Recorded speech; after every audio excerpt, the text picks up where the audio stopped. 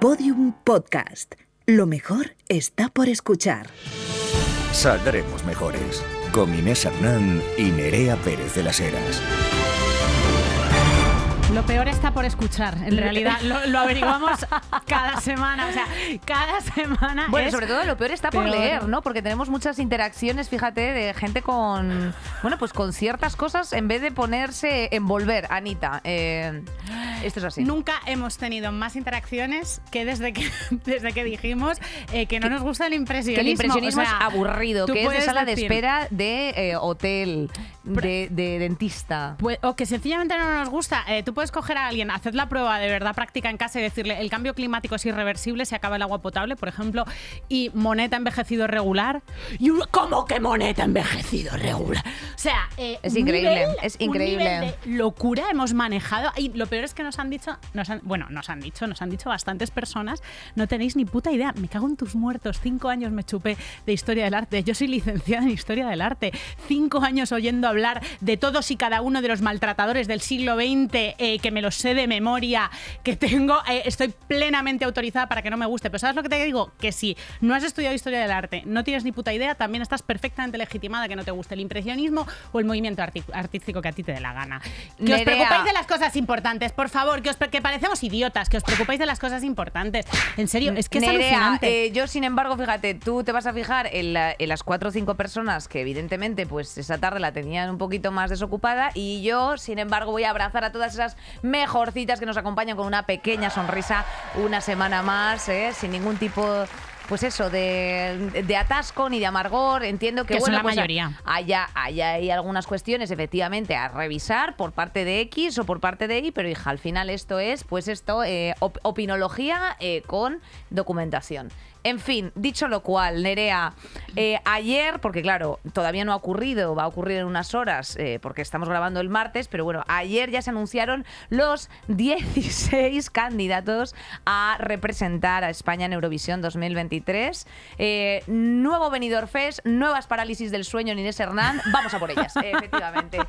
¿Qué más decirte? Bueno, acostumbrémonos a que vamos a poder disfrutar de un 10% de Inés Hernán, o te vamos a tener que clonar, tía, porque es que ¿Qué va? No te... ya impresionante. Soy un pequeño NPC, Inés, no playable character. Dime una cosa. Dime. ¿Tú me quieres más que al Benidorm Fest? Bueno, tía, por supuesto que te quiero más que al Benidorm Fest, Nerea, no digas eso. Sí. Es que yo en el Benidorm Fest le quiero Necesito mucho. que voy a necesitar validación durante este tiempo, porque seguro que vas a estar muy ocupada con toda esta gente tan famosa y cantando en esos estadios y en esas movidas, Nerea, rodeada de maricones chillándote. Es que ¿qué validación vas a necesitar tú, Nerea, hija? La persona más válida de España va a necesitar aquí ni double check, No, ni de pero es que broma. como tú, Nere, claro. como tú no hay dos. Es que claro, de pronto hoy, pues a saber por qué estamos con estos niveles de, pues no sé, de ciclotimia, porque es que yo qué sé, de buena o sea, energía, de yo voy y buena onda. vengo. Yo, porque el tema central de hoy me Te apasiona gusta especialmente, especialmente. me gusta especialmente, y le tenía muchísimas ganas de hincarle el diente. Pero bueno, vamos con el carrusel y ya nos Vamos metemos con en las faena, noticias de esta jolín, semana, ¿no? que no es baladí, desde luego. Saldremos mejores. Carrusel de noticias. Madre mía, Nerea, ¿dónde queda Liz Truss? Esa mujer que dimitió tras 45 días de gobierno en UK. Fíjate, finalmente se estaba barajando que a lo mejor se presentase Boris Johnson, que, insistimos, es una persona que le han durado más las fiestas que esta mujer el mandato. Y bueno, pues básicamente las políticas que articulaban el gobierno de Truss eran, bueno, pues marcadas por el neoliberalismo, promesas de bajada de impuestos, recorte de los servicios públicos. Todo esto no ha ocurrido durante el mandato con el apoyo que tenía de la Cámara. Pero ha tenido sus consecuencias. Ha tenido sus consecuencias, pero efectivamente, anda, no me creo que haya un país que, fíjate, que cuando no cumples lo que dice tu programa electoral tenga consecuencias políticas, fíjate. A ver. Mira si qué gustito. Anda, pues te pudres antes que una lechuga, que me hacía el Daily Mail. A mí esto de la lechuga, que le han puesto un vídeo en directo a una lechuga que se estaba descomponiendo. Ay, te y a gustaba. Liz Truss, no sé si me gusta o me da miedo. Me parece como un nivel de espectacularización de la política que ya son bastante punkis los medios de comunicación en Reino Unido, pero esto de la lechuga me ha parecido bastante heavy. Bueno, que no le ha funcionado a Liz Truss, estaba claro, el FMI avisó de que la reducción fiscal no estaba recomendada en estos momentos y que podría, sorpresa, aumentar la desigualdad entre los británicos. La libra cayó a saco a niveles no vistos desde los 80. El Banco de Inglaterra tuvo que anunciar la compra de deuda británica a largo plazo para conservar la estabilidad financiera, y todo esto ha derivado en que tienen un nuevo primer ministro que os vamos a presentar un poquito hoy, que le vamos a hacer un perfilín. Vamos a hacer un perfilín. A mí lo único que me suena cada vez que dices la palabra FMI es ¿y si el FMI me la toca? Que diría pues Nati Peluso en el Color Session. Efectivamente, este señor, este caballero, se llama Rishi Sunak. Es de origen hindú, tiene 42 años y antes de comenzar su carrera política pues trabajaba en Goldman Sachs. Bueno, es una persona que tiene muchos euros en el banco, concretamente más de 840 millones de euros, que así puestos todos en fila, pues llegaríamos lejos, far away, euro a euro. Llegaríamos muy, muy lejos de nuestras obligaciones, que es lo que más nos apetece en el mundo. Es multimillonario, pero no es multimillonario de cuna. Es hijo de un médico y una farmacéutica. Estudió en Oxford, o sea, es parte como de la mega élite británica. Va a ser el primer ministro más joven de la historia de Reino Unido, con 42 años, y será el primer ministro no blanco. O sea, a mí me parece súper interesante como ver la paradoja de este país que ha votado para cerrarse a calicanto con el Brexit, con un hinduista practicante al frente, hijo como nieto de la inmigración, y además conservador, o sea, porque no nos olvidemos de que este señor es un conservador que te cagas. Apoyó el Brexit, está totalmente en contra de las políticas de redistribución, de la fiscalidad, pero siendo ministro de Economía sí que apoyó ayudas para la pandemia. O sea, está ahí en una tierra de nadie que no sé si es un derechón. No me da vibra. Garzón. No, quita, por Dios. A mí no me da vibra Elías Abuja, este hombre, no te da vibra Elías Abuja. Pero tampoco me da ninguna confianza, obviamente, pues porque es un no te da confianza, pero bueno, efectivamente la reflexión está en que, bueno, pues es hijo de personas migrantes, es ya segunda generación. Si es que yo que he vivido en Londres hay un huevo de personas que son ya, pues eso, segunda o tercera generación de India, precisamente porque, bueno, fue colonia inglesa. Entonces, claro, y como algo simbólico me resulta súper llamativo. Porque hay mucha peña también. O sea, al final la representación tenía que pasar. Lo raro era que no estuviera pasando. Lo raro es que no estuviera pasando. Es igual que la representación de personas migrantes en instituciones en Francia es mucho más elevada porque, evidentemente, pues las colonias han emigrado y tienen y están regularizadas desde hace mogollón, cosa distinta a lo mejor a la que pasa aquí, que no las terminan de regularizar por lo que sea, ¿no? Pero es súper paradójico, además, que el primer ministro, el primero no blanco de la historia y la primera mujer que va a ser Meloni, primera ministra de Italia, son los dos unos fachas radicales. Es un poco como el karma dándonos en toda la putísima boca a las antirracistas y las feministas, en plan, toma guapa, ¿no querías identidades diversas? Pues toma, pues sí, la gente venimos en diferentes colores, tamaños, géneros, sexos e ideologías. Y tal cual. Mira, yo el otro día, Nerea, fíjate, tuve yo una charla muy interesante precisamente hablando de diversidad funcional y claro, pues hablábamos del paternalismo que se utiliza siempre y la condescendencia que se utiliza, pues eso, con las personas discapacitadas, con las discas, como decía ella, y que en muchas ocasiones, claro, pues al final pasa lo mismo, como en plan de ¡ay, una mujer gobernando, qué bien! Bueno, pues a lo mejor es una, pues efectivamente, gusarapa, ¿sabes? O sea, es una sinvergüenza de cojones, y lo mismo te va a pasar pues con una persona con diversidad funcional o con una persona, pues eso, de origen migrante, ¿sabes? O que tradicionalmente ha sido, o sea, que tú tradicionalmente hayas formado parte, estructuralmente hayas formado parte de una parte de la humanidad que tenía un papel secundario y no tenía capacidad de toma de decisiones públicas, como les ha pasado a las mujeres, a las personas migrantes y a las personas racializadas. Y ahora de pronto, es una realidad a niveles estructurales, es una realidad. Eso no invalida que a nivel individual cada cual le funcione la cabeza de una alguna manera. Y además es que es una manera de, lo que tú dices, de ser paternalista y además de deshumanizar, ¿no? Sí, o sea, de creerte la narrativa al final un poco occidentalista que se ha querido vender sobre, bueno, pues al final las minorías o los colectivos oprimidos, ¿no? De, ay, pobrecitos, siempre con la óptica de, oh, pobrecitos. Mira, pobrecitos, pues ahí los tienes, bien fachas Sí, que individualmente, y bien que sí. racializados. Una cosa es lo estructural sí soportan muchísimas violencias, y otra cosa es ciertos individuos y sus gestiones y los lugares a los que llegan y qué hacen en los lugares a los que llegan. Por ejemplo, que una mujer llegue a altos puestos empresariales no siempre es una buena noticia si esa mujer no es feminista. O sea, nos da exactamente igual. No sabemos cuánto te interesa la política internacional, mejorcita, la verdad, pero siempre pensamos que necesitas cosillas como para hacerte la enterada en los bares. Exacto, como un pequeño tic-tac, una pequeña píldora de informativo un poquito más allá, pues eso, de que han tirado una lata de puré en un manet, que mira, no te voy a decir que me alegro porque es que ya otra vez me van a meter pa'l pelo, pero hija, pues ya está, contra el cristal que cayó, y otra vez a poner el activismo en el debate público y sobre todo el cambio climático, que por cierto el lunes fue el Día Internacional, junto con el Día Internacional de la Poli y las bibliotecas, para que tú lo sepas porque lo consulté. Te sabes todos los días internacionales, Sí. es una pequeña manía persecutoria que tú Pues tienes, sí, bastante como graciosa. 21 de enero, Santa Inés, pues también tengo ciertas cosas del santoral integradas, yo qué sé. Bueno, pues yo solo las de Santa Teresa ya. Pues que nada, que... ¿Qué más ha pasado en política internacional? Grandes mujeres y hombres de ayer y de hoy. Giorgia Meloni, por desgracia, se convierte oficialmente en la primera mujer al frente del país. Ah, sí. Ay. Bueno, que ya lo sabíamos, ganó las elecciones con esta especie de propuesta conjunta que presentó con Berlusconi y con Salvini, que no sabemos cuál de los tres es peor. El gobierno de Meloni va a tener 24 ministros, solamente 6 de ellos son mujeres. El Ministerio de Igualdad y Familia pasa a ser el Ministerio de Familia. Esto me parece importantísimo. Es brutal, Esto brutal. me parece, Sí. que me parece la sección femenina, o sea, literal. Ministerio de Familia, Natalidad e Igualdad, Ministerio de Natalidad. Ministerio de Natalidad. Chaval. Good luck with it. Os recomiendo el último capítulo de House of the Dragon. Que es bastante antinatalista.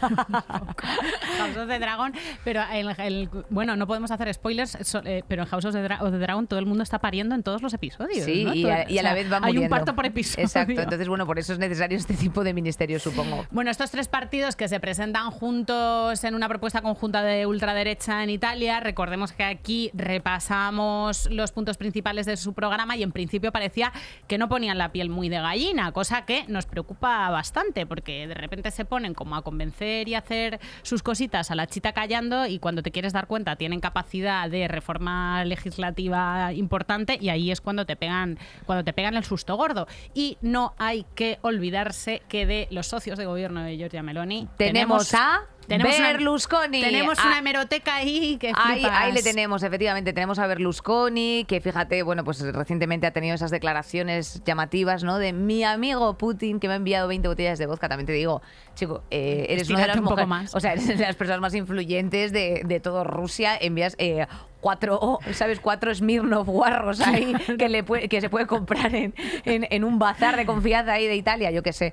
Berlusconi, tengo que destacar ese pantone que tiene de facial, que es una cosa ya como desagradable. O sea, yo creo que nunca se había visto en un color de piel en general, sí, como cetrino. Y un estiramiento, como de bolso, ya un poco de bolso de mano. Es una persona que es un bolso de mano que lo has usado demasiado y le has echado un poquito de betún para ver si le sacas un poco de brillo, y ha sido peor el remedio que la enfermedad. Es Loewe años 50 sobre colección matriz, efectivamente. Lo compré en Vinted. Algunos greatest hits de estas parejas que, bueno, pues efectivamente ya poco a poco se van haciendo con Europa, es que, por ejemplo, en 2004 Berlusconi dijo que Mussolini nunca mató a nadie, ¿eh? Él solamente envió a gente de vacaciones al exilio, ¿eh? A no confundir con, bueno, pues eso, apartheid, a no confundir con asesinatos, a no confundir con fascismo, con crímenes de guerra. La Meloni es bastante fans de Berlusconi también. El caso Rubí.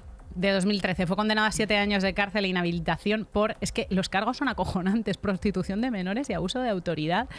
Fue acusado de mantener relaciones sexuales con menores y finalmente absuelto porque dijo que no sabía la edad de la chica. ¡Anda! Esto, de verdad, tenemos que tener presentes ciertas cosas que no se nos olviden porque estamos hasta el puto culo de información todo el rato y cuando te dicen Berlusconi dices, bueno, me suena que era un chungo. Claro, era me un suena que era muy lunático. chungo, me suena que era un flipado. Efectivamente, ¿no? O sea, es un abusador, es una persona encausada por estos motivos y es un tío que se le ha acusado de una serie de cosas graves. Y te digo más, será absuelto de X cuestiones porque las otras a lo mejor no las han podido probar, pero este señor ha ido ante la justicia italiana. Por corrupción también, en 2 ocasiones. Por corrupción, frases como aunque soy travieso, 33 muchachas me parecen demasiadas. Disgusting esta persona. Por corrupción fue por soborno a un senador y por compraventa fraudulenta de derechos en transmisión de que es un delincuente, que es un delincuente probado, que es un cerdo probado, que ha dicho, en el terremoto, después del terremoto de L'Aquila, sí, en el que murieron casi 300 personas, dijo públicamente, tomaos esta experiencia como un fin de semana de camping. La sensación de impunidad que tú tienes que tener en tu país para decir tremendas movidas y no estar cagado de que sencillamente, se te envía al ostracismo absoluto y mueras políticamente. Sí, te trituren, ya no un scratch, te trituren públicamente. O sea, gente que no pienses que te vaya a matar en la calle cada vez que pones un pie en la calle, efectivamente. Ahí siguen. Por no hablar de Salvini, Salvini también, efectivamente. Recordemos aquel buque humanitario Aquarius 2018 en el que había 630 personas migrantes que habían sido rescatados, que atracó en España después de que precisamente este señor, ministro del Interior de Italia en ese momento, se negara a que tocaran suelo italiano. Fíjate, se refirió a ese buque como carne humana a bordo. Pues estas son las personas que están ahora mismo... Y como carne humana a bordo se les trató, que estuvieron dando vueltas por el Mediterráneo a ver si les dejaban atracar en cualquier sitio. En ese buque había criaturas pequeñas, había bebés, o sea, aquello fue escalofriante. Este mismo tío, Salvini, mandó realizar un censo de población italiana gitana porque, claro... Lamentablemente, y esto es textual, a los gitanos italianos desgraciadamente te los tienes que quedar, como que el resto los puedes echar, como si no fueran... Bueno, o sea, quiero decirte, esa selección es la que literalmente se hacía en los campos de concentración de Auschwitz-Birkenau. O sea, no vamos a mirar hacia otro lado. Lo del Open Arms que dijeron que se llevasen a los migrantes a Ibiza y a Formentera, que así al menos echaban unas risas. En fin, una acumulación de hemeroteca, como dices tú, Nerea, que pues a mí personalmente pues hay algo de todo esto que no me sorprende, pero desde luego lo que creo es que no hay una información transparente por parte de los medios, porque al final los medios tienen mucha responsabilidad en la información que se traslada a la ciudadanía, evidentemente. Y la campaña política que quieres hacer, desde luego en Italia no se ha hecho ningún esfuerzo porque estas personas se las caiga la careta de una vez por todas. Porque les han tratado como demócratas y como centristas, y en España igual, ¿eh? En España muchísimos medios, eran una derecha movilísima y unos demócratas maravillosos, incluso lo ha dicho hasta Fernando Savater, o sea, que no ética es que sea... para Amador. O sea, socorro. Amo mi Fernando, Arturo Pérez Reverte. Venga, callando, es que madre mía. Chala, siestecita, bueno, venga. Qué movidita, lo de la ley trans, Nere, qué barbaridad. A ver si desatascamos ya. Mira, como tenemos la inmensa suerte en este mundo de que tenemos a la bebé jefaza. A nuestra bebé jefaza favorita, a nuestra queridísima amiga Elisabeth Duval, que es la persona que mejor habla de España. Adiós, gracias. Y que le hemos pedido, por favor, aunque sabemos que ya está hasta las narices, de que ejerza un poco de amiga trans y de amiga inteligente y que nos lo cuente sobre bien. Sobre todo amiga inteligente. Sí. Pero ella está hasta el mismo coño de ejercer de amiga trans que te explica las cosas. Hasta el mismo coño. A cambio, le hemos prometido hacer un programa íntegramente de filosofía donde nosotras podamos literalmente dormir y que ella hable pues ampliamente de lo que le apetezca. De lo que le dé la gana. De Deleuze, de Guattari. De las cosas que le interesan de verdad, de la ultraderecha en Francia. De Zizek y de todas estas movidas, efectivamente. Bueno, pues vamos allá, que nos lo cuente Liz. Hola Inés, hola Nerea, ¿qué tal estáis? Espero que estéis bien, mis Buenísimo. amores. Como estamos encerradas en un perverso y bastante espantoso día de la marmota en relación con todo este tema de la ley trans, en el cual cualquier cosa que se diga, o cualquier cosa que se explique, o cualquier cosa que se cuente cae un poco en saco roto, y como esta semana ha vuelto a sucederse el día de la marmota, y de repente pues todos los debates y miserias y misericordias a los cuales ya hemos asistido están volviendo a suceder otra vez, el tiempo se repite, pues me parecía correcto mandaros este audio intentando resumir un poco qué es lo que ha pasado esta semana, ¿no? Fundamentalmente viene todo a partir de la extensión del plazo de enmiendas para la ley trans. Esto es algo más o menos normal, ¿no? Que haya un plazo de enmiendas, que los grupos parlamentarios ante una proposición de ley puedan presentar enmiendas a lo largo del tiempo. Sin embargo, el caso es que la ley trans, por distintos motivos, se presentó como un decreto de tramitación urgente para que estuviera en vigor lo antes posible. Entramos un poquito en por qué puede entenderse esto.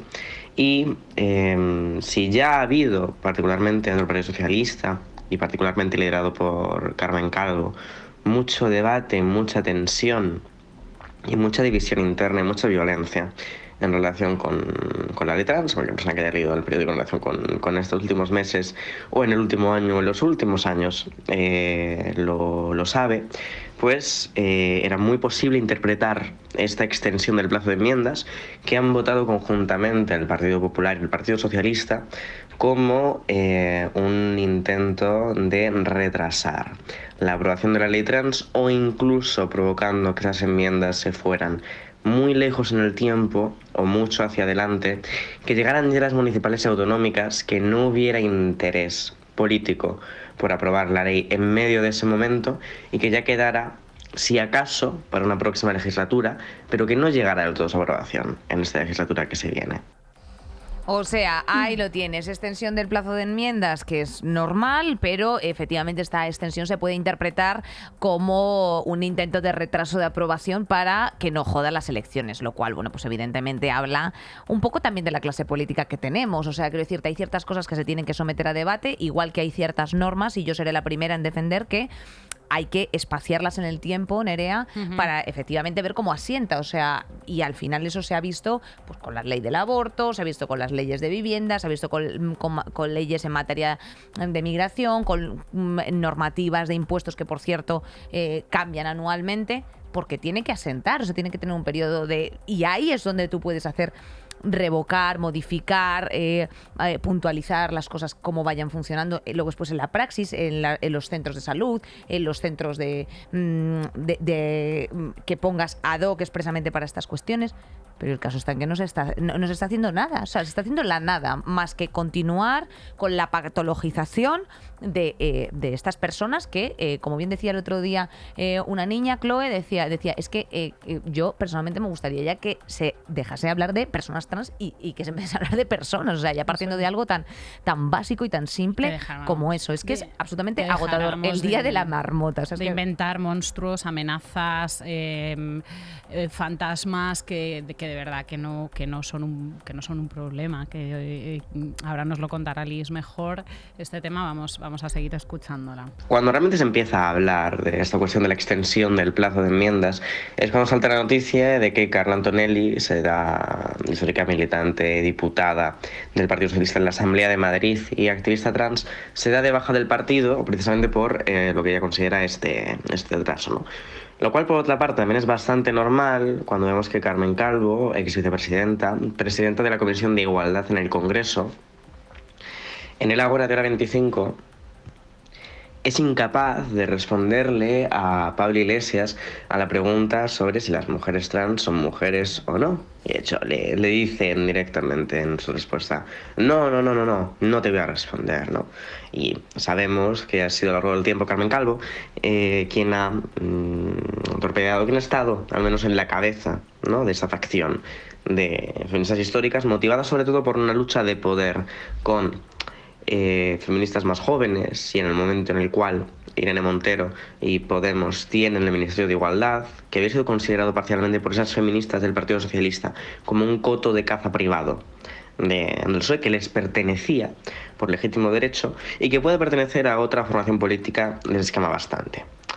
Lo malo o lo terrible no es que por este retraso o extensión de los plazos que desde el Partido Socialista han dicho que es un mero trámite formal para presentar las mejores enmiendas posibles a la ley y examinarla al detalle, lo cual tiene poco sentido porque la ley en su momento no iba solamente firmada por el Ministerio de Igualdad, sino también por el Ministerio de Justicia, el antiguo ministro de Justicia, que era del Partido Socialista, y además la ley fundamentaba buena parte de sus artículos en la propuesta de 2019 que firmó y llevó adelante el propio Partido Socialista, incluso estando comparativamente, ¿no?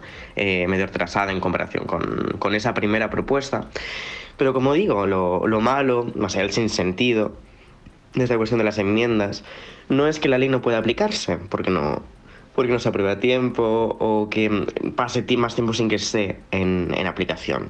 También porque la jurisprudencia, en el caso, por ejemplo, del reconocimiento del derecho a cambio de nombre de menores trans, ya da la razón desde mucho más tiempo, ¿no? Visto después de sentencias del Tribunal Constitucional, de 1999, en fin, ya hay jurisprudencia que permite que varios de los derechos de la ley estén en vigor, o sean vigentes. Lo que sucede es que no están recogidos en una ley en concreto. O no están armonizados por lo que sería una ley orgánica, sino que simplemente se basan en jurisprudencia y por lo tanto en la aplicación que puede hacer de ello más o menos cada juez. Lo malo no es eso, sino lo malo con esta extensión infinita del plazo de enmiendas es que desde que empezó el debate sobre la ley trans se ha continuado construyendo en España, en el clima de los medios, en la sociedad en general, un clima de una violencia, de un odio y de una bilis, una marabunta absolutamente terrible contra las personas trans en general, contra las mujeres trans en particular, y que más allá de cuáles sean los efectos legales o consecuencias legales o qué se haga legalmente, para qué sirva una ley, acaba teniendo consecuencias, acaba teniendo repercusiones y acaba afectando de forma muy real tanto al clima social que vivimos las personas trans, como al de sus familias, como a la seguridad que vaya a poder sentir una persona trans o menor trans en el futuro, saliendo del armario con su familia, sabiendo que en los últimos años se ha hecho una imagen de las mujeres trans o las personas trans como malvados, malignos, violadores, abusadores, monstruos, ¿no? Y cuanto más se retrase este periodo de enmiendas y cuanto más se utilicen mentiras durante ese periodo de enmiendas y el debate siga igual de viciado, diciendo cosas que nunca han estado contempladas dentro de esa ley, hablando de mutilación genital o de operaciones forzosas para menores que nunca se han contemplado como realidades, peor va a ser el clima social y la realidad social para las personas trans. Y eso es realmente lo importante y lo preocupante, ¿no? Que la ley se apruebe rápidamente y que esa tensión social pueda disolverse, porque todo el mundo vea que no se acaba el mundo. Es lo que tiene bastante de fundamental. Y ese retraso constituye también, por lo tanto, un ejercicio de crueldad, un ejercicio de violencia contra quienes están sufriendo las consecuencias de que ese debate se dé de forma tan viciada, ¿no? Así que es una situación globalmente pues un poco triste, pero hay que tener esperanza en esa situación como en todas las situaciones. Y si se tiene, y parece que sí, porque el PSOE también parece haber renunciado a presentar enmiendas a la autodeterminación como mecanismo jurídico en la ley, si se tiene esperanza, yo creo que todo va para adelante. Así que una vez ese descenso al pozo de lo terrible, yo mando igualmente un mensaje esperanzador, ¿no? Creo que hay motivos para mirar el futuro cercano sobre la ley con relativo optimismo, igual que el besito que os mando yo ahora a vosotras, Inés y Nerea, y a todas, que tengáis un muy buen programa el resto del programa. o sea, que queremos mucho, es pura Eli. luz. Te Bueno, queremos un montón, muchas gracias. evidentemente muy bien resumido, porque al final aquí la problemática directa es seguir construyendo, como ella bien ha dicho, el clima violento contra las personas trans, que bueno, no queremos seguir diciendo las personas trans, pero en general contra las personas que efectivamente quieren tener una vida digna, no es otra cuestión. Y además, yo recuerdo un programa que tuve yo precisamente con Elizabeth, que decía: lo que no se puede conciliar jamás es la verdad con la mentira. Y esto es una realidad, porque hay cuestiones que no se están contemplando en la norma.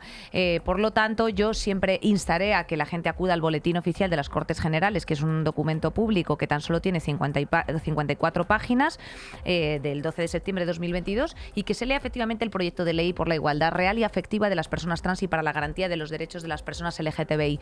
Y efectivamente, una persona como es Carmen Calvo, que está en las instituciones en relación directa, que no sea capaz de contestar a Pablo Iglesias, que le dice, o sea, estáis debatiendo si una mujer trans es una mujer, Claro. y decía, no voy a responder. Y ya dice, hay un momento en el que Pablo Iglesias en ese corte dice, madre mía, en plan Claro. de, oye, de verdad, o sea, qué hartura, qué hartura. En fin, por lo tanto, Nerea, también voy a aprovechar yo aquí para hacer un poquito de spam, porque desde la Federación Estatal LGTBI este jueves vamos a estar en el espacio, bueno, un espacio que está cerca de Lavapiés, está todo en sus redes sociales, precisamente teniendo un coloquio, personas del colectivo y que no somos del colectivo, como es mi caso, pero que desde luego es aliada, simpatiza y va a aprovechar el canal que tiene siempre para poder dar espacio y cabida a todas estas cuestiones y estas luchas. Con el hashtag sí a los derechos podéis asistir y inscribiros abiertamente en estas charlas que vamos a celebrar. Están en sus redes sociales. Hoy estamos grabando esto a martes. En teoría quizá se acaba el periodo de enmiendas.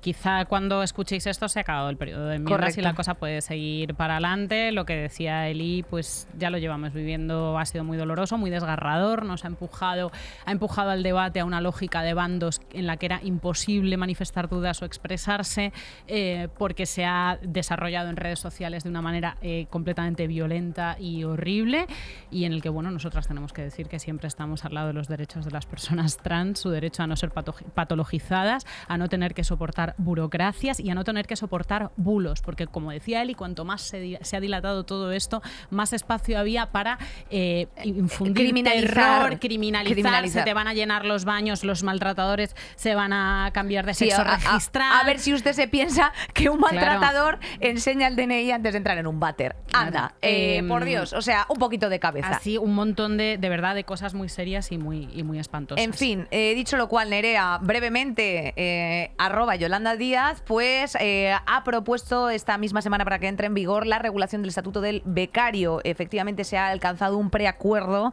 que aún tendría que ser aprobado, pero bueno, que asegura la creación de este estatuto para poner fin al trato abusivo con el que se está tratando a los estudiantes en las prácticas de las empresas. ¿Nos sorprende? No nos sorprende, nos querida, sorprende. efectivamente. De hecho, te lanzo algunos datos, Nerea, para que tú los tengas presentes, y es que España es el país de la Unión Europea que peor paga a los becarios, y que se calcula que en torno a 1,4 millones de personas las tenemos en prácticas sin ningún tipo de contrato. ¿Esto es una alegría? No, no lo es. Lo que es una explotación laboral, no tiene otro nombre. Los becarios, lo que pasa es que están ocupando puestos laborales de pleno derecho, y cuando se acaba su periodo de supuesto aprendizaje, que puede dilatarse muchísimo en el tiempo, se le sustituye por otra becaria, otro becario que hace las mismas funciones, entonces ese puesto no se cubre jamás.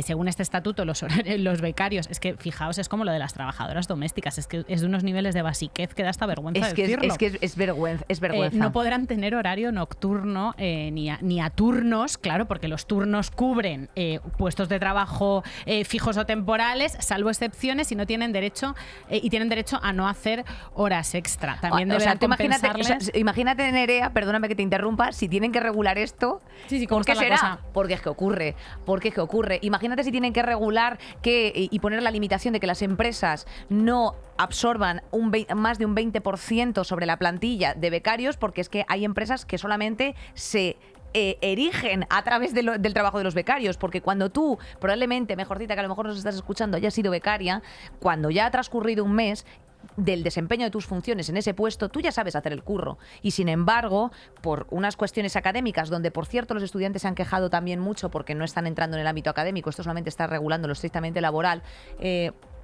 cuando tú ya has aprendido, has hecho el desempeño de esas funciones, tú estás empezando a ser, atención, 2 puntos, productivo para tu jefe. Estás sacando curro, estás yéndote con preocupaciones a tu casa y encima se te está exigiendo todo con una ultra relación tóxica con tu empleador, el cual te va a prometer que cuando acaben las prácticas y las ampliaciones que se podían hacer hasta ahora de 2 años, la gente ya tituladísima seguía haciendo prácticas. O sea, que es que eso ya es, me parece de ser un auténtico sinvergüenza, que no tiene otra palabra, que a lo mejor con esa falsa promesa de que a lo mejor te podías quedar. Y entonces, en su momento, compañeras que a lo mejor me estáis escuchando, con esos contratos que todavía eran, bueno, pues a lo mejor de temporalidad, atendiendo a circunstancias laborales de trabajo, y que cuando ya cumplías un año de dos contratos temporales, te decían, ay, cariño, no puedo, y se iban a acogerse a otra medida que podían acogerse, como por ejemplo contratar a alguien que estuviese inscrito en el INEM en ese momento, ¿no? Que a mí es que esto me lo hicieron en su momento. Dices, sí, ¿buscas trabajo? Vale, cariño, pero porfa, inscríbete primero en el INEM como desempleada, porque nos bonifican. Son ustedes una panda de hijos de puta. Qué ganitas de que les metan mano, Es que se sustenta, has dicho un 20%, hay empresas que tienen un 20% de becarios. Hombre, si lo están regulando es porque me ha gustado mucho que hayas sacado a colación este tema de la relación tóxica, porque si ya las relaciones laborales, que ahora cuando nos metamos en faena esto lo vamos a sacar, si ya las relaciones laborales tienen unos componentes de chantaje que casi son solo chantaje, ¿no?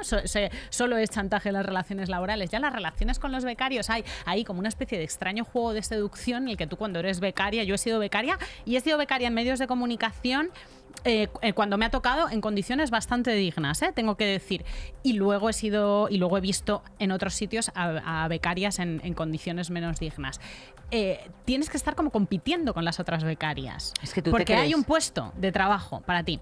Y voy a mirar, querría hablar del mundo becaria desde otra óptica, que es la óptica del privilegio. Una cosa de la que he sido testigo trabajando durante muchísimos años en grandes museos, marcas de moda, revistas de moda, lugares del arte, bueno, pues digamos empresas de mucho relumbrón, empresas que lucen muchísimo en el currículum. Lo que me ha sucedido es que de repente el desfile de becarias que veía por allí, que tengo que decir que algunas curraban más y otras menos, pero lo que tenían todas en común eran una ristra de apellidos que no sabía si era la etiqueta del champú, aquellos apellidos. Y que, bueno, en fin, pues la becaria que entraba en esa gran empresa, me lo invento, no sé, un Dior, L'Oreal, en grandes revistas y tal, pues su bolso costaba 2 salarios tuyos y decías, jolín, esta muchacha aquí está haciendo prácticas que ni le han leído el currículum porque no utiliza pronombres, por ejemplo, ni adjetivos, ni nada, no le ha llamado la atención la falta de determinantes. Sencillamente el requisito era ser bípeda, pero se fabrica un currículum cojonudo en el que ya tiene su Socevis, no sé qué, no sé cuántos, a base de contactos y a base de ir encadenando becas y de construirse su lugar de privilegio que luego ocupará. Y esa criatura cree en la meritocracia.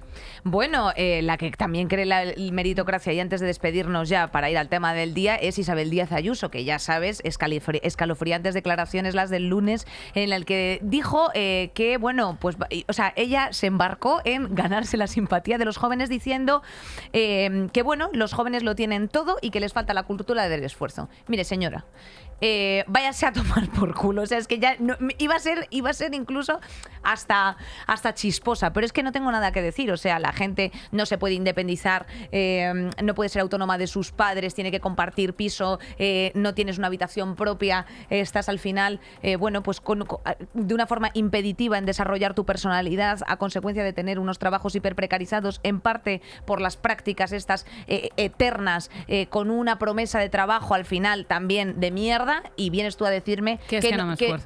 que es que a ver si aprietas un poco más, que todo el día ahí save it's love haciendo TikToks en tu casa. Mire, Pues ¿sabes de de, verdad, qué qué va asco. hoy? ¿Sabes de qué va hoy el tema central, Inesina? Ay, nos va a gustar, yo creo. De cagarse en la cultura del esfuerzo va el tema central de hoy. Ay, santo Cristo, vamos allá, que tenemos incluso invitada. ¡Vamos!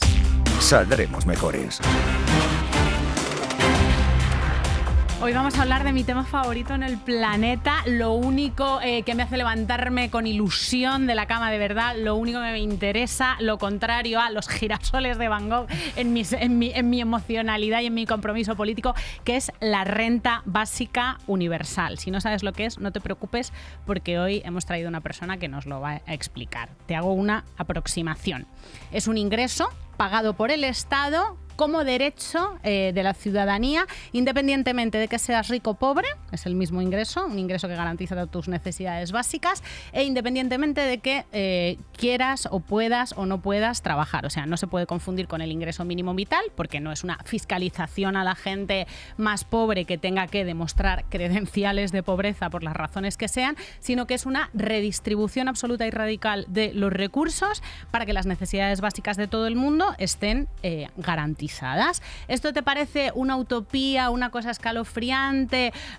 Ahora mismo estás en tu casa así debajo del edredón diciendo, ay Dios mío, qué repelús. Pregúntate entonces por qué no te da repelús que haya gente pasando hambre, incluso en nuestro propio país, y gente con griferías de oro. Eso es de verdad lo que debería ponernos los pelos como escarpias y lo tenemos bastante normalizado. Y esto de la renta básica, pues no tanto. Correcto. Y para, efectivamente, respondernos a la pregunta de si es inevitable la desigualdad, pues nos va a ayudar Maite Quintanilla. Ella es activista, humanista, e inició su militancia política participando activamente en las campañas anti-OTAN, la Mesa Pro Referéndum y la plataforma cívica por el No. Ha sido también miembro electo de la Internacional Humanista. En 2013 conectó con la causa de la renta básica incondicional y desde entonces focaliza precisamente su activismo en torno a este tema. En 2016 fundó junto a Amistades y Colaboraciones la Asociación Humanistas por la Renta Básica Universal, de la que ahora mismo pues es portavoz, y desde 2018 pues esta asociación se ha involucrado junto con otros activistas en la puesta en marcha de la segunda iniciativa ciudadana europea por la implantación de rentas básicas incondicionales. Yo ya me callo, Maite, para preguntarte, lo primero, ¿cómo estás? Que nos gusta mucho. ¿Qué tal? Una ¿Cómo humanidad vienes? Y un pequeño aplauso. Muchas gracias por estar Hija aquí. mía, cuántas cosas haces, ¿eh? Esto nos gusta. Felicísima de estar aquí con vosotros. Además, esto mola mucho porque me veo hasta guapa yo en las cámaras. Es Sí, milagroso, pasa, ¿eh? claro, no. Eres una mujer muy guapa, pero aparte el tema de los focos es como si te pusieran un filtro y de repente tienes 9 años, ¿eh? Porque yo a veces me veo en los monitores y a mí me pasa exactamente igual. Sí. Bueno, tenemos que decir que hay una gran percha de actualidad porque se está celebrando los días 28 y 29 y además os podéis apuntar para verlo en streaming, el 21 simposio de renta básica universal en Coruña, los días 28 y 29. Vas a hablar tú y mucha gente más. Maite, empieza por contarnos tu propia definición de la renta básica universal. Pues mi definición de la renta básica incondicional es así. Simplemente es una cantidad de dinero que le dan a uno por el hecho de haber nacido. ¿Y a santo de qué? Pues a santo de que todo ser humano es digno y merecedor de vivir una vida normal y de poder poner su vida al servicio del mundo al que aspira desde el momento en que nace. Entonces, cuando conocí esta causa me pareció profundamente humanista, como humanista que soy. El ser humano es valioso y válido desde el momento de su nacimiento y no importa dónde haya nacido. Entonces, sí, es exactamente una asignación económica, monetaria, a ti, mejorcita, que me estás oyendo, a ti, piensa, cierra los ojos. ¿Y por qué? Porque tú eres un ser humano, porque eres heredero de toda la raza humana y eres heredero de todos los bienes y todos los adelantos que ha generado generaciones y generaciones. Uh-huh. El que hace coches ahora no tiene que ponerse a inventar la rueda. Es decir, tú, mejorcita, tú, aunque no seas bisnieta ni tataranieta de ningún genocida medieval, quiero decir aristócrata, aunque no seas descendiente de ningún propietario, ni seas socio, tu papá, de una gran multinacional que está sacando todos los bienes que son de todos a toda la humanidad, aunque no seas descendiente de ningún canalla, tú tienes derecho a vivir y tienes derecho a vivir dignamente. Tú y tus hijos y tus padres y tus abuelos lo tenían y es hora de que eso ya se respete. Maite, la siguiente pregunta, casi como un poco en cascada, que le estará surgiendo ahora mismo a todas las personas que nos estén escuchando es ¿y eso cómo se puede llevar a cabo? ¿Cómo es posible? ¿De dónde vamos a sacar todo ese dinero? Es que ocurre que nos han engañado. Aparte de que... No creo, Maite. Tengo que inferir que me ha hecho bastante gracia la dulzura con la que ha dicho, aunque no seas nieta de ningún genocida. Sí. Está metiendo una colada espectacular. Sí, me ha Perdón, ¿cómo lo hacemos? Se lo está preguntando todo el mundo. Bueno, en realidad no es cierto que no haya recursos.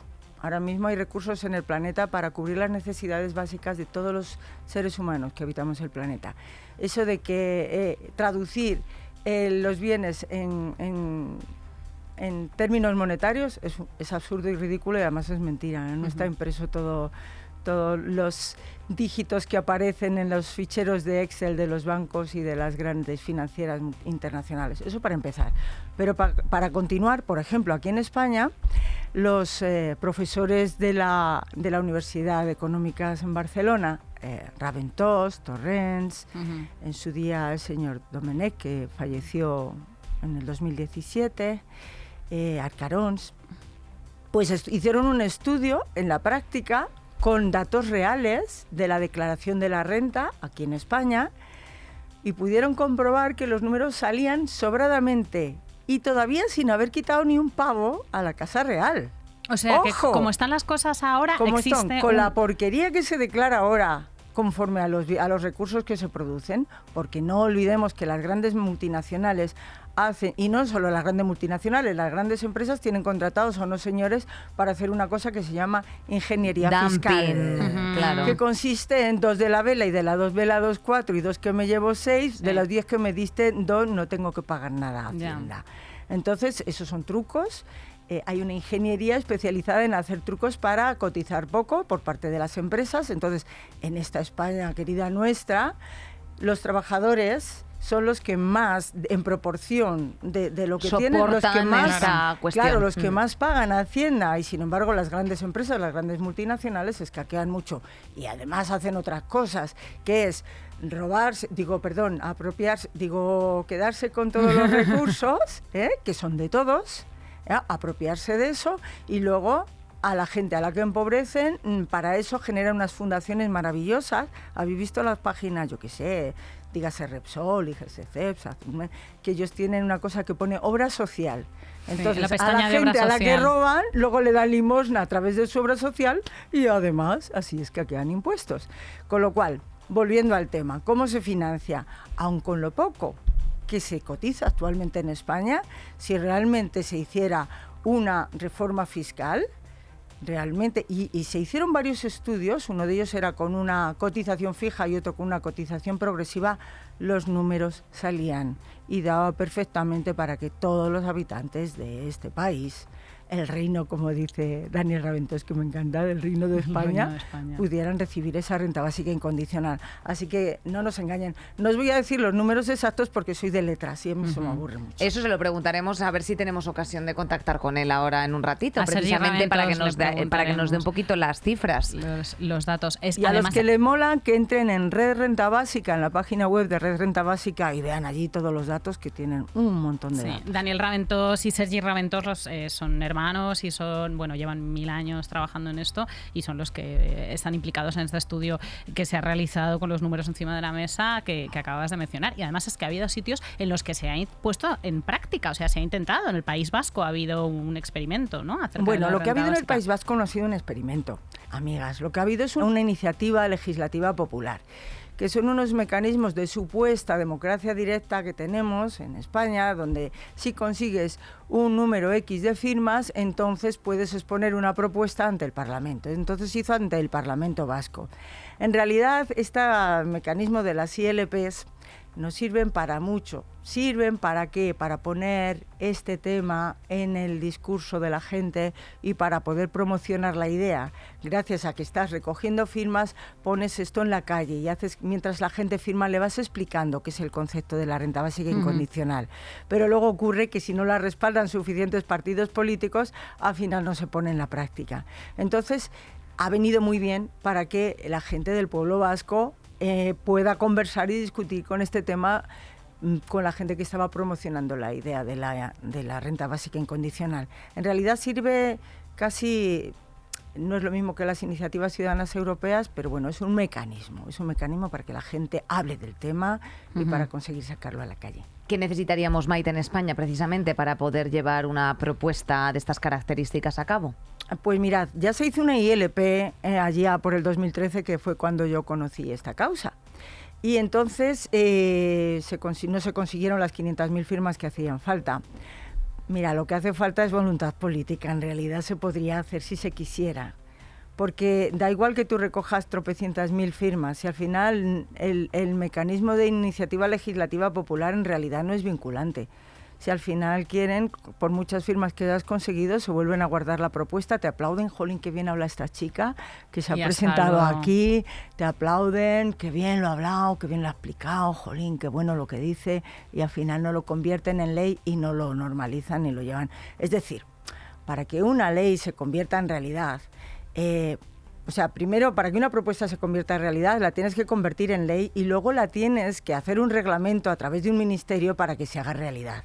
Y parece ser que de momento todavía en España nadie está por la labor. Los amigos de Podemos, en su día, para las elecciones europeas, presentaron, en sus primeras elecciones, presentaron la propuesta, pero no sabemos luego muy bien qué pasó, si hubo un lobby que presionó o qué ocurrió para que ellos en un momento dado desistieran de aquello. Esperemos que algún día la retomen, ellos y muchos más partidos políticos. ¿De dónde vienen? Claro, nos podemos imaginar de dónde vienen esas resistencias, porque la renta básica incondicional la ha estado llamando universal y no sé si es correcto, se puede decir universal también. La renta básica de la que nosotros estamos hablando es universal, incondicional. Individual y suficiente. Y luego, si queréis, hacemos un escáner porque nos ha venido de puta madre lo del ingreso mínimo vital, para explicarle a la gente que no es la renta básica. Es justo lo antagónico, o sea, es genial porque nos sirve para explicarlo. Las resistencias a esta medida tan revolucionaria y tan posible y que no es utópica como estás diciendo, Maite, supongo que no solamente son políticas o que vienen a lo mejor del desconocimiento de la ciudadanía, sino también habrá una gran presión de las empresas, porque claro, tú como trabajadora hay ciertas condiciones que si tienes tus condiciones materiales aseguradas, tienes dinero para llenar la nevera, para tu ocio, para lo que las personas llamamos vivir, pues no vas a aceptar condiciones precarias, no vas a aceptar estos chantajes de los que estábamos hablando. Correcto. Siendo becaria. Entonces, claro, esto sería dramático porque eliminaría de un plumazo la explotación laboral, por ejemplo, entre otras cosas. Claro, porque mejoraría la capacidad de negociación de los trabajadores, pero eso es para los empresarios con pocas miras. Hay empresarios, aunque nos parezca mentira, que no son tontos. Puedes decir gilipollas, ¿eh? Aquí decimos unas barras. Sí. Hay empresarios inteligentes, sobre todo los jóvenes, y gente que son gerentes y CEOs de multinacionales.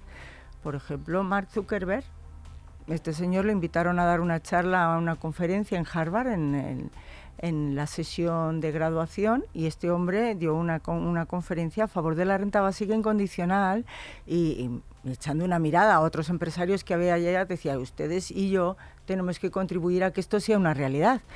Pero entre otras cosas porque las empresas no solamente funcionan a través del trabajo de los trabajadores que las ponen en marcha, no son tontos. A ver, nos podrían matar y meter en cámaras de gas a la población y así no tienen que encargarse del tema de la pobreza, pero es que los muertos no compran en Amazon. Claro. Entonces, desde el punto de vista de que se mantenga la actividad económica en cualquier país, ningún país prospera con una sociedad totalmente empobrecida.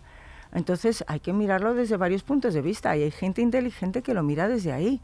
Nick Hanauer también de Amazon estuvo dando charlas a favor de la renta básica incondicional. No sé luego qué visión de lo social tienen, pero desde el punto de vista de la economía esta Input-output básica de lo que entra, lo que de lo que sale, entra y lo que el sale, lo cuadernillo. tienen claro. Lo tienen claro, que sería muy interesante que la gente tenga sus necesidades básicas cubiertas y pueda vivir una vida cotidiana normal. Precisamente, Maite, una de las cuestiones que justo pues enunciaba Nerea al principio era que esto es para todo el mundo, trabajes o no trabajes. Efectivamente. La gente a lo mejor se plantea que, bueno, pues con esta propuesta lo que estás es promoviendo ser laxo frente al trabajo o no querer currar o lo que sea. ¿Esto se produciría así? O sea, ¿crees que una sociedad como la española estaría preparada para una estructura de estas características? Absolutamente convencida. ¿Por qué? Porque está clarísimo que los seres humanos no somos seres esclavizables, somos seres capaces de crear. Disfrutones también, por otra parte. Disfrutones, lo cual es maravilloso. ¿Y no está ocurriendo? Y- Hemos abandonado, sobre todo en las grandes urbes, el disfrute hace mucho tiempo, y prueba de ello son la presión a la que nos vemos sometidos de, lo primero, las arquitecturas de las ciudades, todo son cochecentristas, lo segundo, las horas de sueño que tenemos, que son una mierda, lo tercero, la cantidad de horas que le dedicamos al curro, que al final está hiperprecarizado para tener una vida con un ocio como de ansiedad. Bueno, vamos a discutir las cosas, vamos a resetear algunos términos. A ver. Vamos a ver, el término trabajo. Trabajo, vamos a resetear, vamos a ponernos de acuerdo en lo que llaman las condiciones predialogales. O sea, vamos a darle el mismo significado a las palabras. No es lo mismo trabajo que empleo. Trabajo es un esfuerzo que hacen las personas, que antes hacían los animales y cada vez menos, y las máquinas para producir algo, que puede ser tangible o intangible. ¿Vale? Vamos a dejar en eso la palabra trabajo. Y luego está el trabajo remunerado, que es un esfuerzo que se hace para producir algo y que a cambio te dan unos dineros. Vamos a diferenciar trabajo de empleo. Entonces, si le llamamos trabajo a un esfuerzo que hace o algo que hace alguien para producir un beneficio, resulta que aquí en el planeta estamos trabajando todos gratis, día y noche, y por la noche cuando nos levantamos a hacer pis también. Estamos trabajando gratis y produciendo muchos datos para WhatsApp, para Facebook, para Instagram y para todas esas aplicaciones que tenemos metidos en este cacharro diabólico que nos está tomando todo el tiempo. Estamos trabajando gratis y produciendo grandes beneficios. Y eso es muy divertido porque hay países donde no hay de comer y hay muchos de estos. Curiosamente, se han repartido para que existan. Entonces, trabajar, para empezar, producimos todos. Generar beneficios, generamos todos. Y Sean además, remunerados o no, pero se está generando. se está o sea, generando, y de hecho, en la época de la tecnología. Y el gran beneficio para la sociedad también, que Claro. es trabajar criando y cuidando a otros seres Esa humanos, es la invisibilizado siguiente. y no remunerado. Claro. Ahí está, esa es Claro. la siguiente. Entonces, los seres humanos producimos y los seres humanos tenemos unas capacidades tremendas que ahora mismo la sociedad está desperdiciando. Esa es otra, porque tenemos que... yo hace poco... Sí, atender a tus skills más naturales. O sea, es que hay cosas que estamos haciendo aquí que no tienen ningún tipo de sentido. Mirad, hace poquito dimos una charla pequeña de 20 minutos, el Día de la No Violencia, y lo convocamos entre varias entidades, ahí en la casa en el Retiro, y dimos allí, me puse así y dije, a ver, alguien ha pensado que esto de la renta básica es una cuestión de dinero, pero nos equivocamos. Cerrar todos los ojos. Cerrar todos los ojos e imaginar un momento que siempre tuvisteis 850 euros al mes en vuestra cuenta, que siempre lo tendréis. Vosotros, vuestros hijos, el vecino que os cae mal y el que os cae bien, todo el mundo alrededor. Y ahora abrir los ojos. ¿Cuántos estáis trabajando? ¡Bum! Levantaron un montón de gente la mano. Y de todos vosotros que estáis trabajando, si hubierais tenido todo esto y lo tuvierais hasta que os muriréis, ¿cuántos seguiríais trabajando lo mismo? No había ni un 10% de personas que hubieran dedicado su energía a hacer la misma cosa. Solo un 10% de personas que estaban empleando su energía a su vocación, a las cosas que sienten que quieren aportar al mundo. Entonces eso no es solo una pérdida a nivel individual, como de pérdida de la libertad individual de poder detectar, acercarte al conocimiento para detectar tus cualidades y ponerlas al servicio del mundo al que aspiras. Es que no solo pierde el individuo, perdemos toda la sociedad.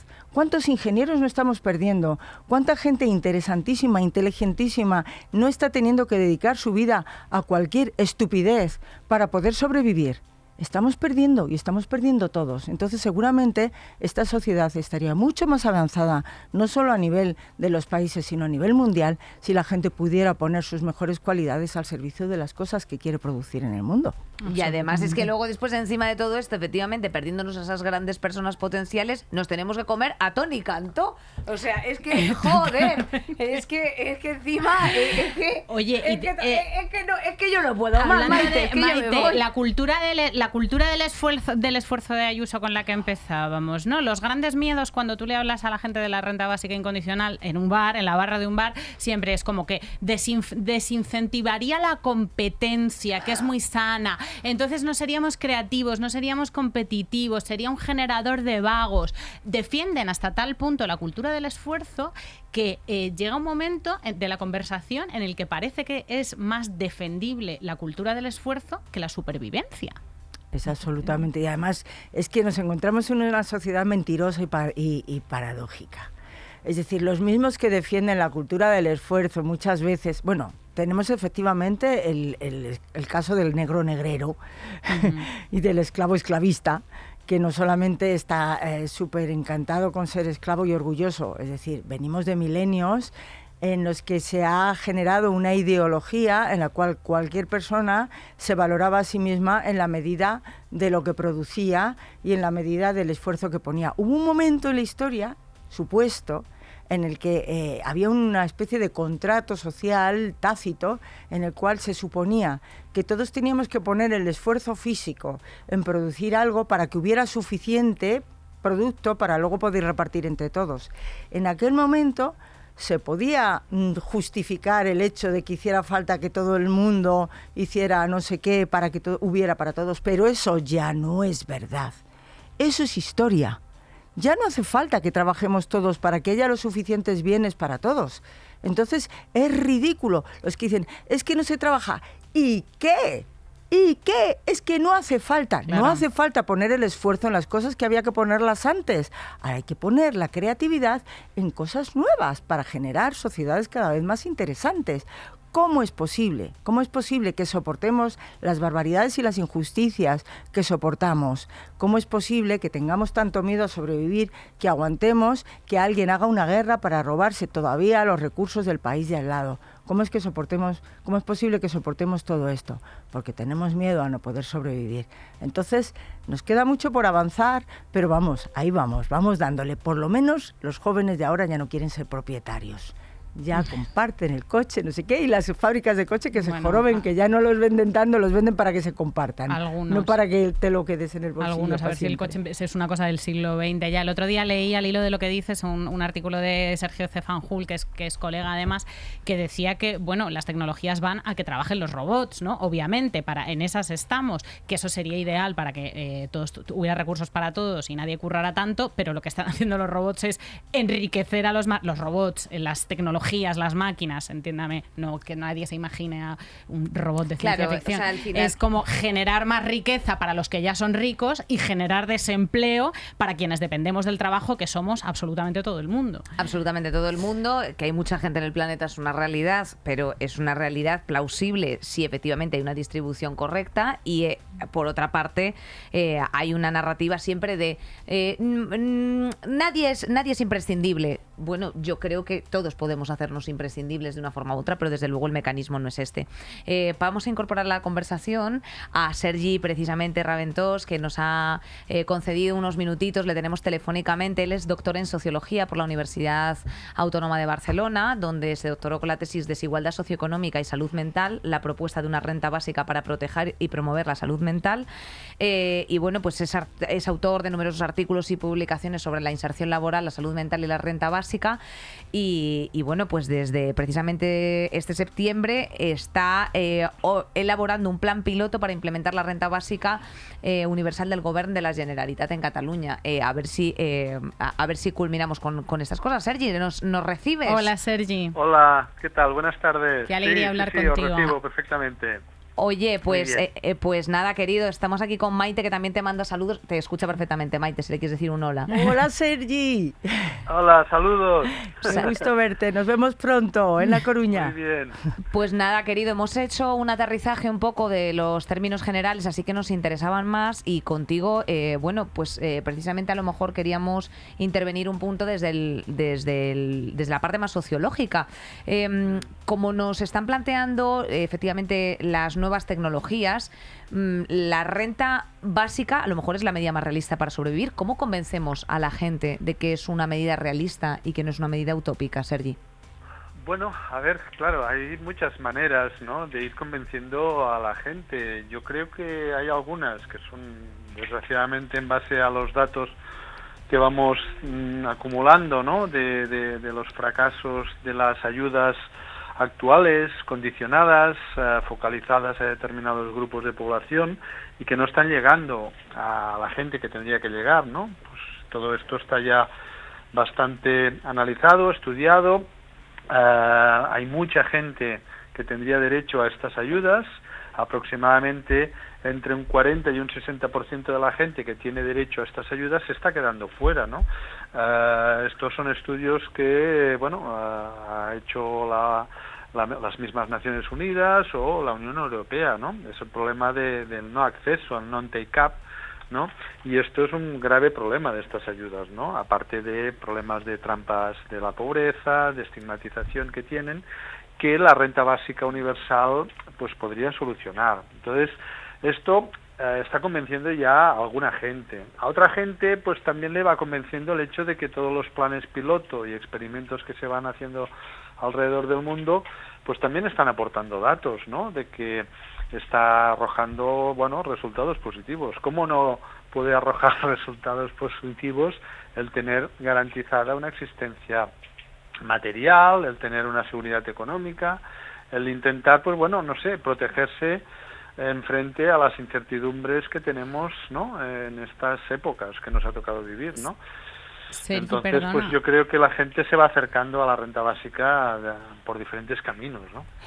Sergi, has mencionado, los lugares en los que se ha tratado de implementar, o sea, sí se han hecho intentos y además han sido exitosos. Corrígeme si me equivoco, creo que Finlandia, Canadá son algunos de estos países. Correcto, Cuéntanos sí. los efectos que ha tenido, cómo se han estructurado y qué efecto han tenido en la población, sobre todo. Bien. En muchos de estos planes piloto, lo que pasa que sí que es verdad que hay una variedad muy grande, ¿no? Pensad que alrededor de los últimos 50 o 60 años, habrán hecho, no sé si alrededor de 200, ¿no? En Estados Unidos se han hecho un montón. Lo que pasa que también es verdad, y esto hay que decirlo, es que hay de muchos tipos de planes de estos, algunos con mucha gente, ¿no? Pues por ejemplo, en el caso de Finlandia con 2.000 personas, el que vamos a hacer en Cataluña, en todo caso ya os explicaré, pues también tiene una cifra considerable, de 5.000 personas van a recibir la renta básica, pero sí que es verdad que en la mayoría de estos planes piloto se ha focalizado en determinados grupos de población, por ejemplo, gente desempleada, o gente pues que está en la calle sin techo, o gente pues que es usuaria de servicios sociales, ¿no?, como fue el caso del plan piloto que se hizo en Barcelona, ¿no? En Finlandia fue con gente que estaba desempleada. Entonces, quieras o no, también estamos hablando de unos planes piloto con unas características que algunos tampoco son comparables entre sí, ¿no? Ahora bien, en general, los resultados han sido positivos, ¿no? Pues en algunos se han descubierto, se han hallado buenos resultados en salud mental, en tranquilidad psicológica de la gente, claro, normal, ¿no?, en recibir una renta de forma regular, de forma mensual, y que sabes que que al menos te va a durar durante 2 años, ¿no?, que vas a estar ahí protegido durante todo ese tiempo. Luego, efectos también de desincentivación del mercado laboral tampoco se han dado mucho, prácticamente. O sea, la gente, con esto, Sergi, confirmamos que no ha dejado de currar, o sea, que a lo mejor... No, la gente no ha dejado de currar, y aparte que es que incluso, a ver, la gente lo que hace normalmente es, pues igual reestructurarse mejor el horario, o reducir la jornada laboral, o poder estudiar y compaginar estudios y empleo, porque, bueno, te lo permite la renta básica. Entonces, pues... las dos grandes virtudes de la renta básica, que sería acabar con la pobreza y aumentar nuestra libertad para poder decidir mejor nuestras vidas, ¿no? ¿Qué queremos hacer con nuestras vidas? Si queremos estudiar un poquito más, o queremos estar más tiempo con nuestros seres queridos, o con nuestra familia, o si queremos, pues no sé, cualquier cosa nos lo permite mucho mejor, con más libertad, una renta básica, ¿no? Claro, absolutamente. Además, Sergi, yo creo que has dado ahí con la clave precisamente, y es que, como decían Azúcar Moreno, es que yo a mí me gusta mucho referenciar a grandes clásicos, solo se vive una vez, y venir esta vida, efectivamente, un poco siglo XVI, al Valle de Lágrimas, claro. Tendríamos que aspirar, evidentemente, a una sociedad con menor pobreza y con mayor libertad. Eso, sin duda. Un ingreso asegurado lo que hace es aumentar nuestros márgenes de libertad. Es que imagínate, ¿no?, cuántas, a lo mejor, jueces y juezas que no han podido hacer esas oposiciones y que tenían una valía, una vocación, una valía personal, pero porque no se podían sostener materialmente, no han podido hacer esas oposiciones durísimas a la judicatura. ¿Cuántas mujeres se quedan en casa con sus maltratadores? Desde una perspectiva de género, importantísimo esto, evidentemente. ¿Cuánta gente soporta esos chantajes dentro de entornos de trabajo que a veces son violentísimos? Es que, claro, estamos... eso cala. Tú, de hecho, Sergi, has trabajado sobre todo sobre el efecto de la renta básica incondicional en la salud mental, ¿no es así? Sí.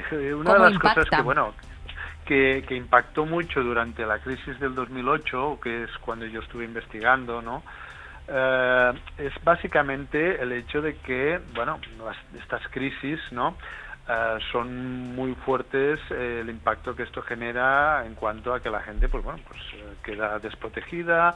O sea, hay recortes en los sistemas de salud, hay recortes en los sistemas de protección social, y también mucha gente, pues bueno, queda desempleada. Entonces, esa sensación de, ostras, no voy a llegar a final de mes, me van a desahuciar.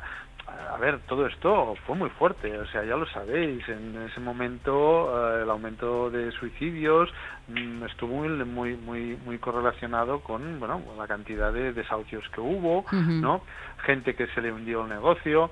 En países tradicionalmente con poco índice de suicidios, como Italia, Grecia, etcétera, aumentaron considerablemente, ¿no? Entonces, todo ello es porque realmente el hecho de no tener una seguridad económica, el hecho de no tener unos ingresos estables, regulares, esto genera un estrés, esto genera una sensación de ansiedad, de no saber qué va a suceder mañana, y esto evidentemente pasa factura a la salud mental. Cuando se trata de un mes no pasa nada, pero cuando se trata de varios meses y esta sensación se alarga, esto puede cronificarse, y de ahí, pues bueno, que realmente tiene mucha relación, por supuesto, con la salud mental, ¿no? El hecho de no tener unos ingresos, de ahí la importancia que podría tener una renta básica, ¿no? Absolutamente, Sergi. Pues aunque sucinto, muchísimas gracias por la participación, y seguiremos muy de cerca el proyecto que estáis haciendo ahí en la Generalitat. Muy bien. Ojalá, fingers crossed, que se dice en inglés, y os seguimos ahora también en las próximas jornadas. Besitos grandes. Muchas gracias, pues Sergi. Muchas gracias. Hasta luego. Un saludo, Sergi, que vaya bien. Y os seguiremos las charlas en Coruña a través del streaming, que ahí vais a profundizar y profundizar en un montón de cosas que no hemos podido tocar ahora, porque es que, claro, es que este es un tema infinito, porque como Inés y yo nos gusta decir en el 100% de los programas, el trabajo nos atraviesa todo, la vida, la identidad, la autoestima, la dignidad, la libertad y todo. Y la posibilidad de sostenernos sin trabajo es tan grande y tan importante que da incluso un poco de vértigo, ¿no? Sí, pero fíjate qué maravilla. Imagínate, tú dices, ahora me voy a montar una iniciativa productiva con la gente de mi barrio y la pongo en marcha y sale mal. Bueno, ¿y qué? Cada uno vamos a tener nuestra renta básica.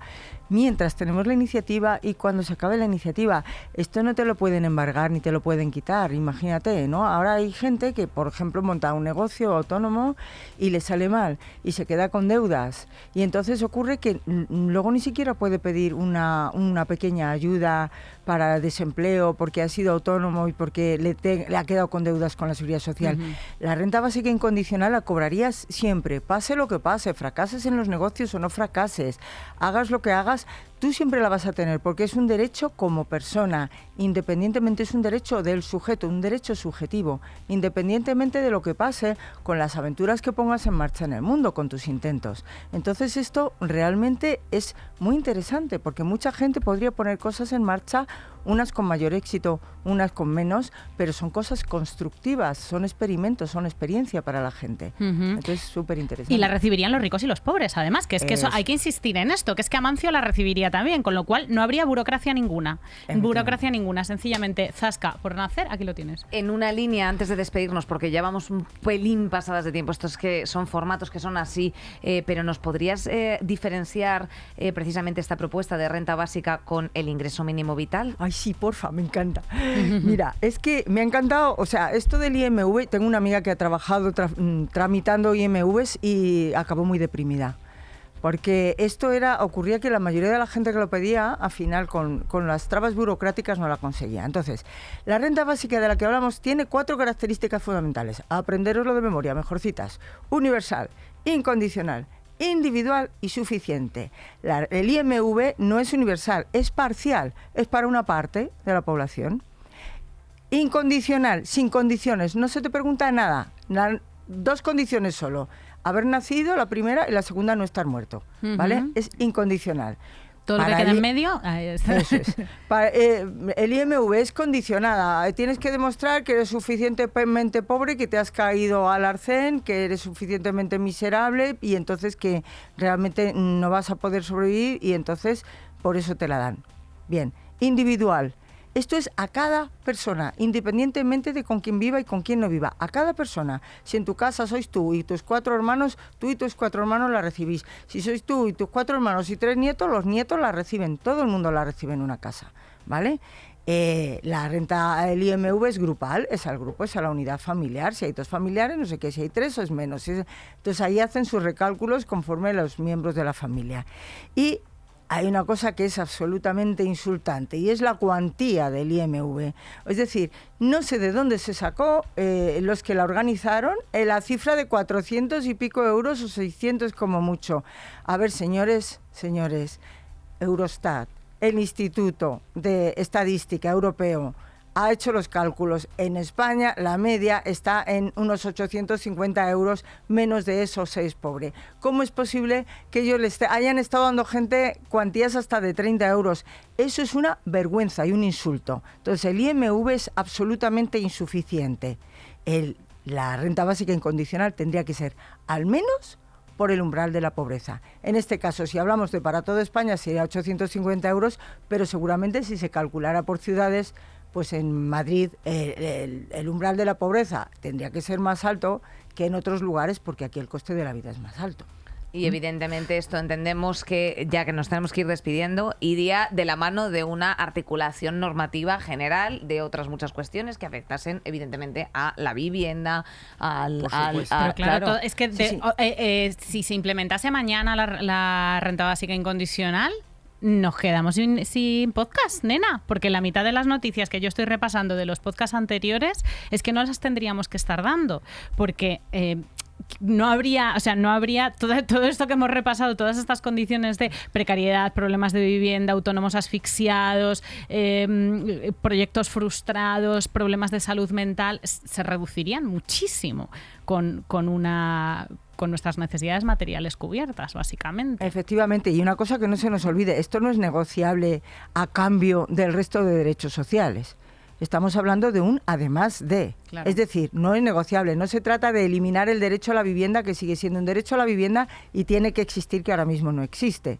Estamos hablando de que el derecho a la educación pública y gratuita y de calidad tiene que seguir existiendo. Estamos hablando de que eso conviviría con el resto de derechos. No, es que hay algunos neoliberales que dicen, vale, os damos una renta básica y ya vosotros os pagáis el médico, el hospital. No, estamos hablando de que conviviría con el resto de los derechos sociales. Maite, muchísimas gracias. Ha sido de verdad iluminadora, aunque nos queda muchísimo por hablar. Si queréis, ya sé que te has quedado con muchas ganas, tenéis más en el streaming del 28 al 29 del simposio de renta básica incondicional. Nos tenemos que ir. Nos tenemos que marchar, pero sí. Bueno, solamente comentaros que quiero regalaros un libro que se ¡ay, llama qué bonito! Renta básica incondicional, preguntas y respuestas. Qué bueno. Y deciros a todos que veáis los documentales respecto a la renta básica incondicional, que hay uno que se llama RBU, Nuestro Derecho a Vivir, que está en muchos idiomas, y también In the Same Boat. RBUI, Nuestro Derecho a Vivir, está hecho por Álvaro Orús y In the Same Boat está hecho por Rudy Ñuti. No os lo perdáis, cuando tengáis un ratito, poner los documentales, que vais a ver mucha información muy interesante. Muchas gracias, Pues muchísimas gracias, Maite, querida. Gracias a todas nuestras mejorcitas una semana más. Gracias por poner en valor efectivamente a los humanos, a the human beings, que de vez en cuando pues se nos van escapando cosillas. Y bueno, efectivamente para próximos capítulos veremos a ver qué hacer con los humanos desgraciados, porque es que a lo mejor les mejoraba también la vida con esto. A todo el equipo que nos acompaña, Marisa, Gema, Julia, Terci, Bea, Polo, Nacho y Sara, pues un abrazo enorme. Y a ti, querida, que nos escuchas, a ti que estás mirando, también te están robando. Un besito, nena. Nos vemos pronto. Chao. Saldremos mejores. Con Inés Hernán y Nerea Pérez de las Heras.